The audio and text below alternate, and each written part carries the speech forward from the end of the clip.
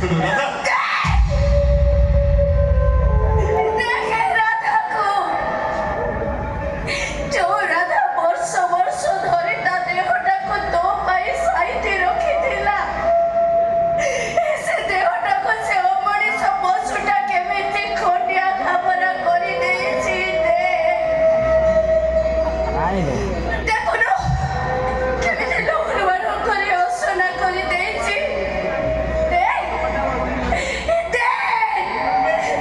ରାଧା ମୁଁ ତ ଦେହକୁ ଭଲ ପାଏନି, ମୁଁ ତ ମନକୁ ଭଲ ପାଏ।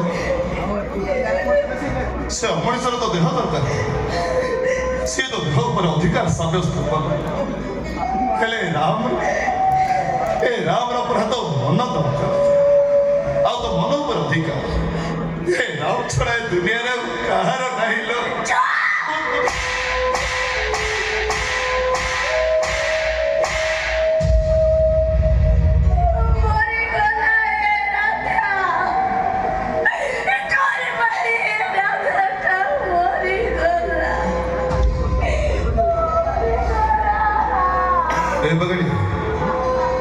ପ୍ରେମିକ ତାକୁ କୁହାଯାଏନି ଯିଏ ପ୍ରେମିକା ଗଭାର ଗଜରାକୁ ହଡ଼ୁଆ କରିଦିଏ।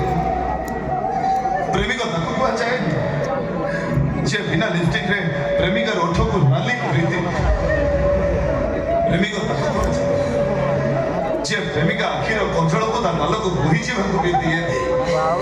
ମୁଁ ଆଜି ବି କହୁଛି କଥା, ମୁଁ ତ ଦେହକୁ ନୁହଁ, ମୁଁ ତ ମନକୁ ଭଲ ପାଏ। ତ ପବିତ୍ର ମନକୁ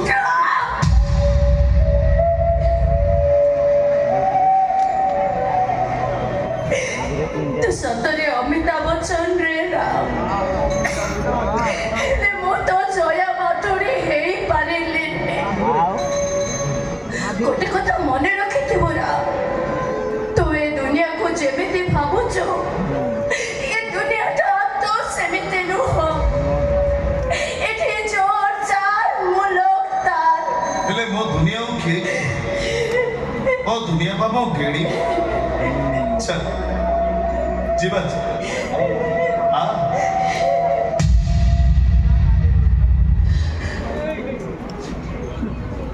ପୁଣି କଣ? ଗୋଟେ କଥା ପଚାରିବି, ତୁ ମତେ ସତ କହିବୁ? ତୁ ଯଦି ମତେ ଏତେ ଭଲ ପାଉଛୁ, ତୋରି ଆଖି ସାମ୍ନାରେ ସେ ଅମଣିଷ ପଶୁଟା ମୋର ଏତେ ବଡ଼ ସର୍ବନାଶ କରିଦେଲା।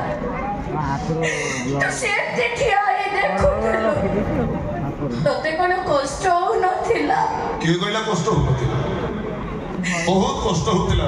ତୁ ଶୋଉଥିଲୁ କେମିତି?